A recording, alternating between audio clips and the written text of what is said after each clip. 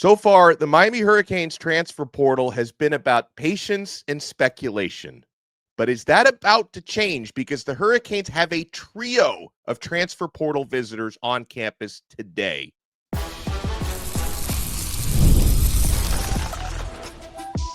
You are Locked On Canes, your daily podcast on the Miami Hurricanes, part of the Locked On Podcast Network, your team every day.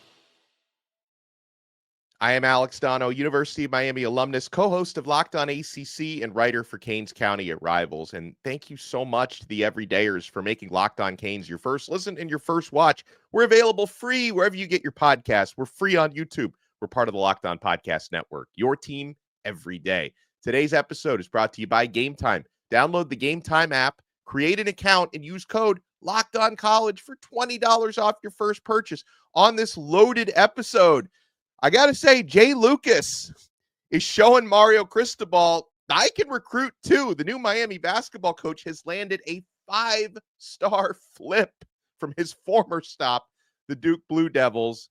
And on football, yeah, the Hurricanes lost another duo of players into the transfer portal yesterday. We'll talk about why kicker Abram Murray and cornerback Emmanuel Karnley left. But folks, Miami is hosting a trio of visitors today. They should be hosting more visitors throughout the rest of the week. And it's Tuesday.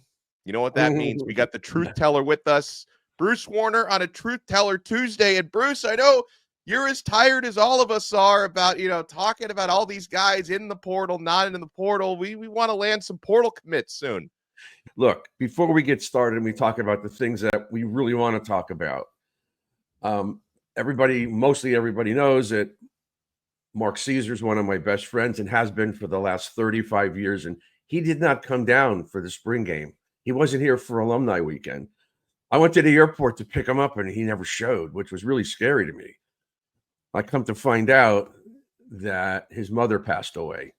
Oh. He's back home in Newark. She died the other day. So sorry. They told him she was supposed to die on alumni weekend, and she didn't. She passed another week later. But so I'm sending my condolences to my buddy. He's doing okay. I don't care how big you are, you lose a parent. And I lost my mom last year. And unfortunately, I'm sitting here today waiting for my mother-in-law to pass away because she's got hospice in her room and she's any day now, any minute now. It's been tough, really tough. But I just want to send my condolences. I know you're sending them along with me.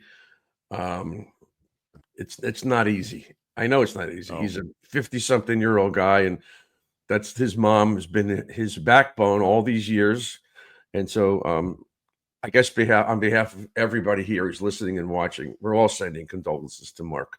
So I love you, buddy, and I'll talk to you later today. Mark. And like my mother-in-law, any minute now, any minute. To her as well. I hope she has peace in these last days, hours, everything. Today, instead of being like the answer person, I have questions. You're talking about recruiting now constantly in the portal, constantly. You ever get any flack from anybody who just getting sick and tired of talking about the portal? Like Stone the other day, you and I got so excited, and the next thing you know, he's not coming. He's not even leaving Oklahoma. Absolutely. Oh yeah, absolutely. I mean, listen, I've gotten pushback. I mean, people need to understand that my job and my duty is to bring you guys updates every single day as to what's happening. I don't take days off, for those who have noticed. And so if anyone out there is like, hey, like don't tell us about guys we might be going after, tell us when we sign players. Well, I wouldn't have done a show in the past week if I was waiting for that. And listen, the Stone thing, he was in the transfer portal, Bruce, for about 48 hours. And I think Miami, our radar was rightfully up, right, at a position we could use reinforcements at defensive tackle for a player Miami came in second place for out of high school. Other radars were up around the country. Ohio State seemed to think they were going to get a lot of traction for Stone. Renegotiated, decided to stay at Oklahoma. All we can do is move on, right? Yep, that's all we can do. About the Saturday show that I did hyping up Stone, like, I'm sorry not to leave the show, but I will tell you he's no longer available, and we move on. So, yeah. Don't you have the ability as a host of this show to be able to read into the future to see who's really entering the portal, or was that who's just trying to renegotiate for more money for their? Come on, you're smart, Alex. All right, now Well, you've got who are these guys that are here now? Because everybody wants yeah. to know. Stone ain't coming, so now what? Yeah, a trio of visitors stay, including a defensive tackle. And again, like, okay, so the players that are visiting today, like none of these guys are like, hey, they're coming in and they are taking starting jobs from people. But you have to understand, for the position Miami is in, where Miami has a lot of top line players at multiple positions, what Miami may not have, if you're looking at the differences between a team that can compete in the ACC versus win the ACC and get into the playoff, you need to be 4 or 5 deep at the most important positions. And I think Miami is bringing in guys who can compete and be important depth pieces when it comes to visits. So running back CharMar Brown is visiting. North Dakota State was the freshman of the year in the FCS last year, won the Jerry Rice Award, about 1,200 rushing yards, 15 touchdowns, 4.8 yards per carry. And so I think what Miami is looking for at running back is, after Mark Fletcher and Jordan Lyle, there's a perceived drop-off after that, right? After your top 2 guys. So a guy like CharMar Brown could really, fill that void. And Miami only has 4 scholarship running backs. You really need to be at least 5 deep. Right. So now we're going to play lawyer today, because there's my courtroom. I have a hearing at 10 anyway. Why would he come here? Why wouldn't he go to a school where he could start? He doesn't have to start out as the 3rd or 4th or 5th running back. I'm serious. Okay. Why would he? Yeah, if you're his father, or if you're his mother, I don't know. If you're him, why would you come to Miami? If you had all those yards and all those touchdowns, and don't you want to start? I don't know how many top line programs would guarantee a guy from North Dakota State come here and start. I think the opportunity he would have at Miami, Bruce, knowing that Miami typically has at least 3 running backs every year who get some burn and put up some numbers. If you can be part of that top 3 rotation, you're going to get on the field. I mean, who was the 3rd back last year? Jordan Lyle, you would say, who got quite a bit of burn last year at Miami. So I think the opportunity could still be there. And again, I don't know how many big time programs are going to say, yeah, come on in. You're probably better coming out of North Dakota State than all the guys we have. So I think what Miami can guarantee him is you're going to have an opportunity to get a lot of carries. So there's that. Yeah, I'm just toying with you, but I'm just figuring, some of these guys, they take visits, they want to go to Miami, they want to see Miami. I think the Fely guy is someone that we should have an interest now. Yeah. Now that Stone's off the table, we need another guy. Now, is he a starter? I don't know. We do have multiple defensive tackles other than the guys we keep naming, but they're young. And so you don't know. You got Jones, you got all these guys that are Dante there. Simpson is one. Yeah, he had a great spring, but can you really depend on him? I don't think so. Yeah, and I think that's what Miami's looking for. And again, people can look. So Braxton Fely from Boise State, who was a starting defensive tackle there and a team captain there. He's another one. He's the second one who's visiting Miami today. And again, I don't think he's gonna. But isn't he somewhat undersized? He's not that tall, right? Yeah, he's he's 6'1"? listed 6'1", so he's probably the 6'1" range. He is about 300 pounds, and he's a strong interior pass rusher. That's a strength of his, is getting to quarterbacks. But the way I look at it, Jackson from Florida State, I don't know if he's really in the portal. Would you want him back or not really? Yeah, and I'm glad you brought that up, because those rumors of Daryl Jack, and he's not in the portal, by the way, he's not. But ever since he left Miami, which was 3 years ago, every single transfer portal, people start the rumor of him trying to come back, and it's never happened. So I'm not going to hold my breath on that. Me neither. Listen, I think if Fely comes this weekend and he wants in, he's in. I think that would be, if they could work out the numbers, he's in. And then you have Marion, the wide receiver. Well, the other visitor, Marion's not visiting yet. Hopefully that will happen this week. But Noah King is the other visitor this weekend, the defensive back from Kansas State. And with Noah, he's a safety. He's a safety. And he's essentially a recruit, because he's class of 2025. So he hasn't played yet in college. He's signed with Kansas State. He's already in the transfer portal after one semester, which didn't include football. So it's basically like getting a new recruit for him. He's got 4 years of eligibility plus the redshirt year left. So he's not an experienced safety. He's just someone that's pretty good, All right. Look, you lost Zaquan. There's a lot of reasons why he's not around. I understand. I'm not going to talk about it because I don't want to. Um, but look, guys pass people. Guys come in here with all this fanfare and someone just does a great job. You got to be thrilled with the cornerback position because we all know that Lucas and Frederic and any of the other guys they have here that they brought in, they're doing a good job. We just need another safety. I'm not sold on Markeith Williams. I kind of like him, but he's still undersized. He's not big enough to be a consistent playmaker, back there. So I'm hoping we get King or somebody else with experience. Shouldn't be that hard, although there might not be that many names. We need an experienced guy back there. The guy that I like is A.J. Halsey from Houston, if Miami can get some traction for him. And he's got the Zach Etheridge connection. That's a good player. Okay. Yeah. All right. That's the guy that I want. What about so we got any offensive linemen? I don't think offensive linemen. Miami did, and we'll talk about this on the other side. They did extend an offer to another slot receiver. And then, of course, you still have Trevor Pena still could be an option. And Miami lost 2 more players in the portal yesterday. We will talk about why. We got the Truth Teller with us on a Truth Teller Tuesday. We're only getting started. You want to keep it locked right here on this brand new episode of Locked On Canes. Oh, my friends, we are only getting started with Prize Picks. NBA playoffs in action. This is the time, my friends, the time to take advantage. And baseball season is in full swing. There's no better way to get in on it than with Prize Picks, the best place for daily fantasy sports.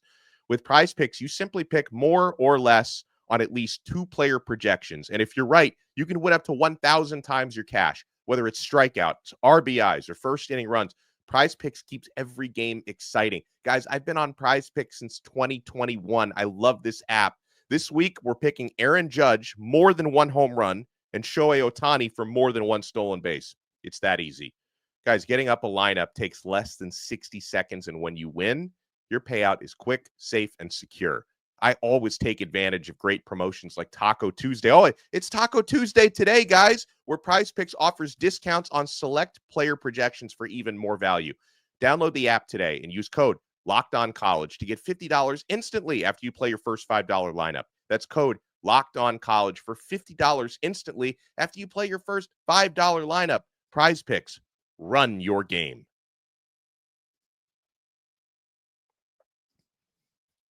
Thank you for making this Truth Teller Tuesday Locked On Canes your first listen and your first watch today. We're available free wherever you get your podcasts. We're free on YouTube. We're part of the Locked On Podcast Network, your team every day. All right, so Bruce, Miami does not today, but later this week, Thursday and Friday, Miami is going to be hosting Cincinnati receiver Tony Johnson. Now, Johnson played about 77% of his snaps came in the slot last year. 5'11", 190 pounds. 48 receptions for 449 yards, 6 touchdowns last year for the Cincinnati Bearcats. So, this is someone who, again, looking at a slot guy. I know you and I both prefer outside boundary receivers, but Miami does appear to be looking at players in the slot, and Tony Johnson, who's visiting Thursday and Friday, is another one of those. A good player, though, to his credit, and he does have, more experience than the guys that are on Miami's roster, Ray Joseph and Malachi Tony. Yeah. Again, these are just names. We're all throwing the names out. We have our perception of what the roster should look like. Yeah, we're sitting here saying we need a speed outside guy, which you do because you don't want to be perceived as a team that's just doing underneath routes. You have to have a deep ball threat. Who's the deep ball threat? I would guess if we had to pick one of them, JoJo. Yeah. Because JoJo or Daniels, maybe. Or Daniels, right. So I think we'll be okay. The beauty of this whole thing is that Beck is throwing. Because my brain had me locked in as like June, July. Is he really going to be ready? The only thing I'm worried about now, of course, is timing with these guys. But then again, let's look at it like, let's assume that nobody left. Arroyo was still here. X was still here. Jacoby was still here. Horton was still here, whatever. And you bring in Beck, he still has to get on the same page with those guys, experienced or not.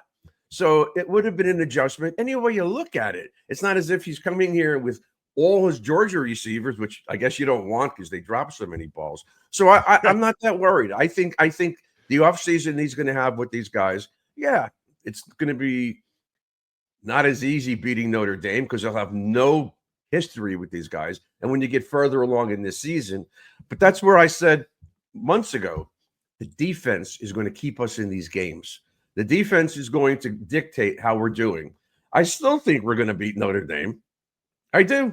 And they have quarterback problem now because they have a guy who's never taken a snap. Yeah, I mean, he's starting at this he's stadium. really good. Like, CJ Carr is really good, but I like the fact that his first career start is going to be against us. I will take that.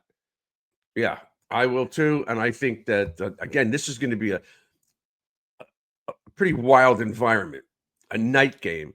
Just like several years ago when they came here and they played us here, that stadium was rocking. Most people that were there said it was the loudest they've ever heard it at that stadium, including Dolphin games. So I think that atmosphere is going to be bad for Notre Dame, and I do think we're going to beat them. And I'm 5 months out. I still think we're going to beat them. Now, there's other things you have to worry about, but right now I'm just excited about the season. We're getting closer, and we are.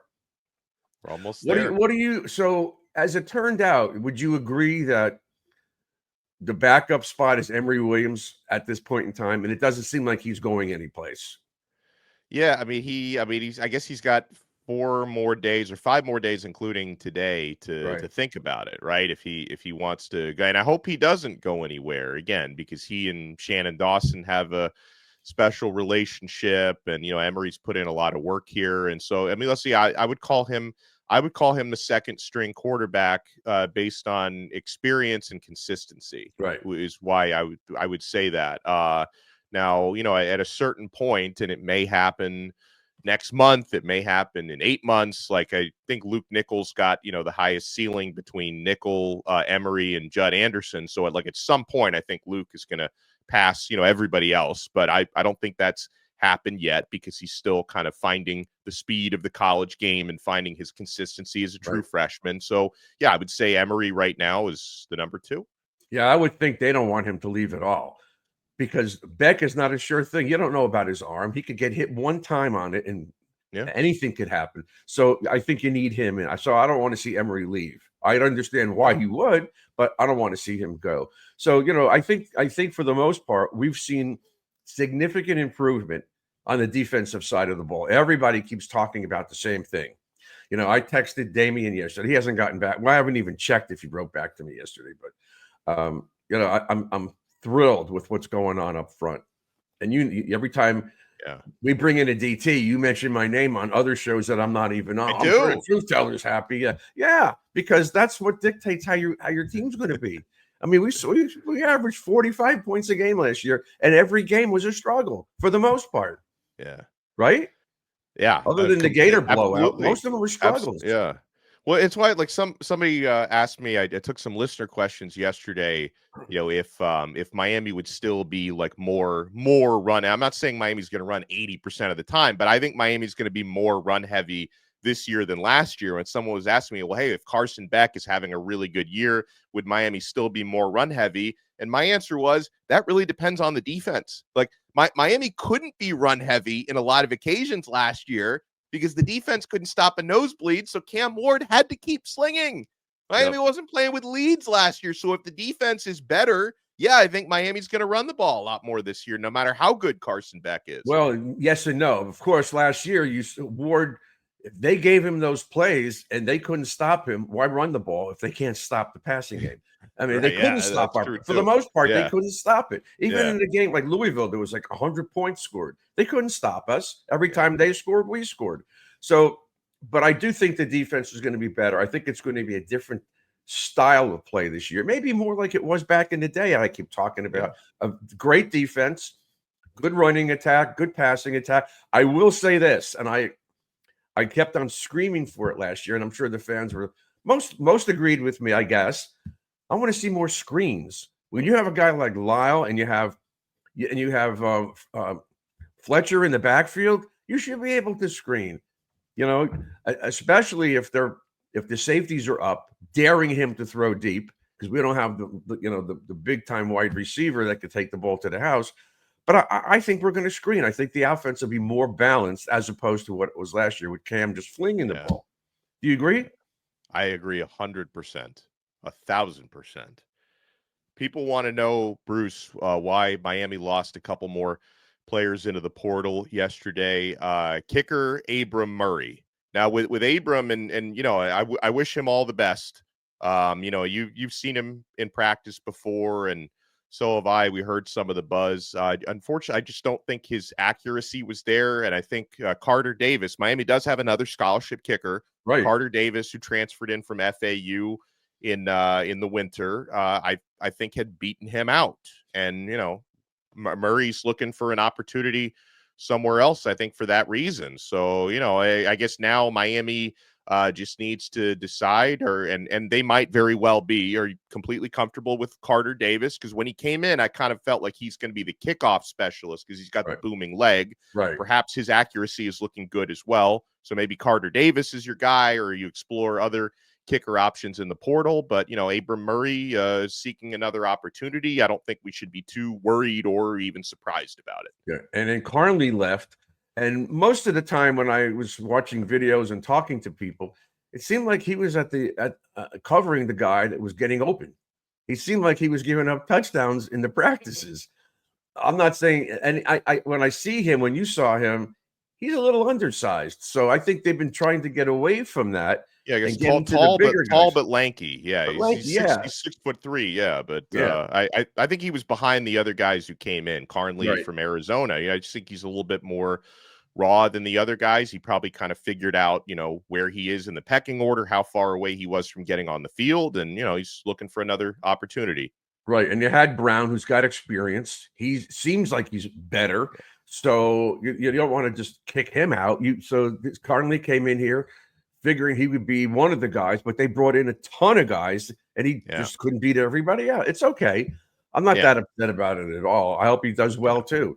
So, who do you think's coming in this weekend? Do you know any names for the weekend? Okay, so I mean, I mentioned the Tony Johnson, the receiver from Cincinnati, coming in Thursday and Friday. I mean, I hope and I think Miami could end up getting guys like Keelan Marion for visits, the receiver and kick returner from BYU, who we both like. I think another one to watch out for is Taggart, the linebacker, who, you know, actually committed to play for Mario at Oregon before then transferring to BYU. So a lot of BYU guys are on the table. Right. Taggart is actually the best middle linebacker available in the portal right now. So I think that's someone to watch out for. And, you know, I'm still looking out for Trevor Pena, Bruce, the receiver from Syracuse, because, you know, he had what sounded like a really good visit at Penn State over the weekend, but it's now Tuesday. It's not made a decision. Right. So it doesn't seem to me like Penn State locked that one up. And Miami's been is there a visit scheduled for him? I don't think there's a visit scheduled. Nothing scheduled. But here's the thing. A lot of times the spring visits, they get scheduled very quickly. Like, we didn't know, at least publicly, until like Monday, that the three guys were coming in on Tuesday. Okay. So it's not as if we get like, you know, a week's notice on these things. So here's a follow-up question. You get into the portal. The portal's open for what, 10 days? Do these guys have to decide during that 10-day period, or could it go beyond? Could somebody sit around and sign in June? Let's say. Yeah, it can go beyond. I mean, it can go beyond. Yeah, like some of the guys, you know, last year, some of the signings Miami made in the late portal, like Simeon Barrow, I think Damian Martinez as well. They went into May before they actually decided. So yeah, you just have to get in. Like, you have to file your paperwork by April 25th. You just have to be in, and then you can take your time. I mean, there are certain academic deadlines. Like, you don't necessarily want to wait till June because you need to, you know, lock up your enrollment and everything. But yeah, these things can go into May for sure. Okay. Yeah. So I don't know everything, and I admit it. But that I thought that was a good question, because I don't know how long it lasts. Then you got guys that you want to go after this guy, and he's just running around the country trying to get offers and collect money. But you got to make decisions. And that's why I think this Fely kid, if they like him, and they should know already if they like him, they must have an idea of what they're going to offer, and hopefully they could work it out before he goes back to Boise State, which is got to be freezing over there now still, even though we're in April. Yeah. Yeah. But he's a And guy. it sounds He's a body. Now I wouldn't project him as a starter at all. But you never know. and You he don't seems know. to really like Miami. So we'll Yeah. see. We'll see if they seal the deal in this visit. Jay Lucas, new head basketball coach, is You absolutely see that? cooking. Oh He is my cooking. goodness. You want to Yeah. keep it locked right here. We're not done yet on this brand new episode of Locked On Canes. Guys, I'm nowhere near done yet with Game Time. This is the only ticket app that I use, and there's nothing like the atmosphere of an NBA playoff game. We're going to have the Cleveland Cavaliers in our house pretty soon down here in South Florida. Every bucket, every defensive stop, every moment feels huge. It's electric in the arena, and with Game Time, you can be part of it without the stress of last-minute ticket buying. Game Time makes it fast and easy to get playoff tickets, even when demand is sky high. Prices on the app actually go down as tip-off gets closer, and their last-minute deals can save you up to 60%. Guys, I have bought last minute so many times on Game Time, and I don't get stressed out like day of the event. That's when I shine because Game Time shines. You can save up to 60% off buying last minute for sports, concerts. I got my AC/DC tickets for Tampa coming up, comedy, theater, and so much more. The all-in pricing means no surprise fees at checkout. What you see is what you pay. Take the guesswork out of buying tickets with Game Time. Download the Game Time app, create an account, and use code LOCKEDONCollege for $20 off your first purchase. Terms apply. Again, create an account and redeem code LOCKEDONCollege, all one word, for $20 off. Download Game Time today. Last minute tickets, lowest price guaranteed.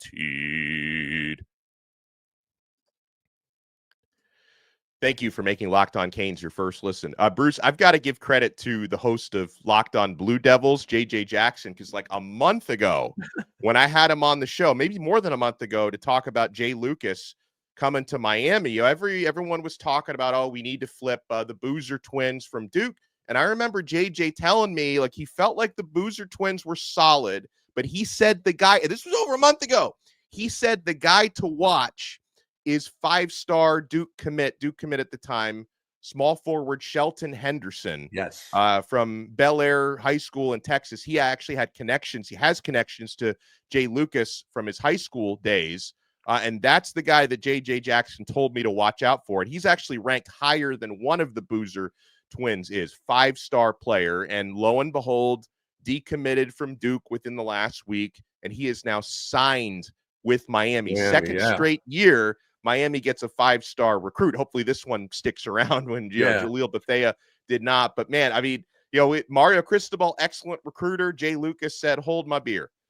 Yeah. So it reignites the interest in the basketball team because it was good for a while. And then you could just see that Lauren Yeager just started to just kind of lose it a little bit. Guys were not really buying in. They were leaving.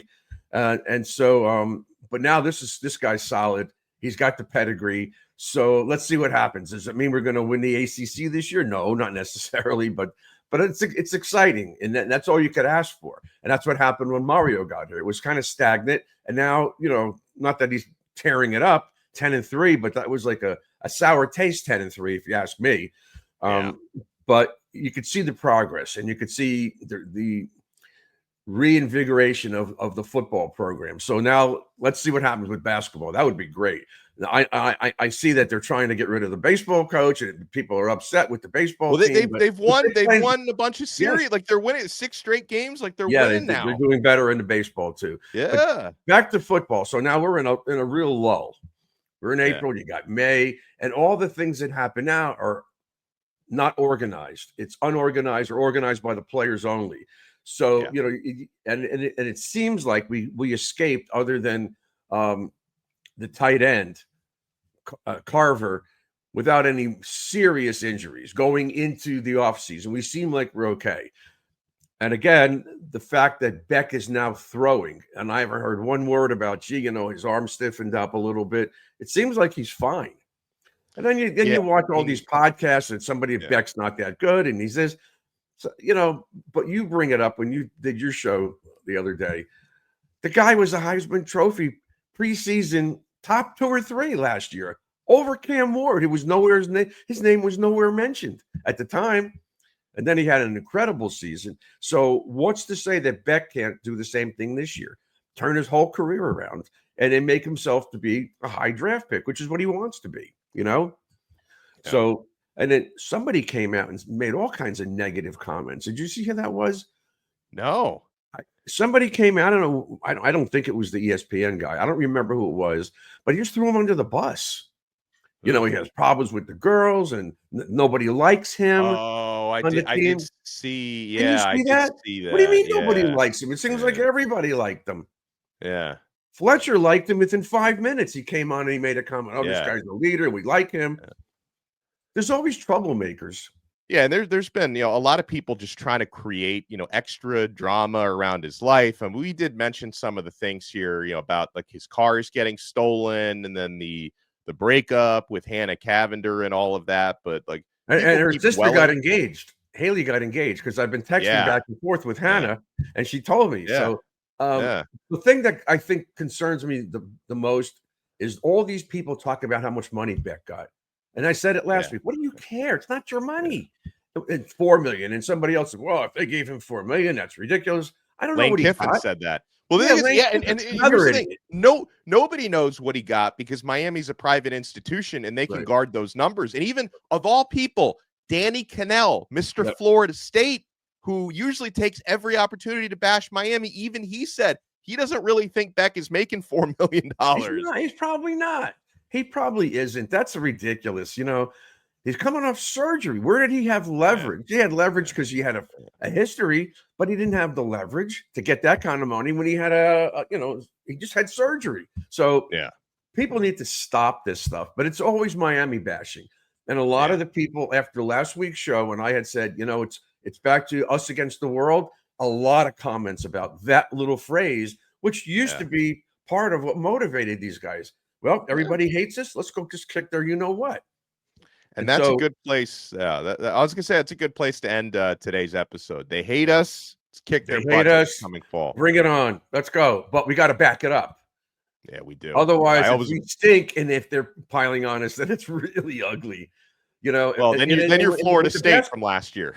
And I remember when Shillelagh was here and they were talking about she wants to make this like like the Harvard of the South. No, she doesn't. But she had a whole different mindset. I think our new president now is really into the athletics, and it's go get who you want. Let's get this done, and let's return. Well, never really basketball dominance, but the football dominance, and we could create a dominance in basketball too. That would be great. Yeah, got to the Final Four a couple of years ago. Let's try to get back there and maybe win something. Well, we appreciate the truth teller as always, Bruce Warner, for joining us on a Tuesday. We appreciate all of you guys. Smash that like button and subscribe. Follow us on X at Locked On Canes, and we will talk to you next time on another episode. We are right here on the awesome Locked On Podcast Network. Your team every day.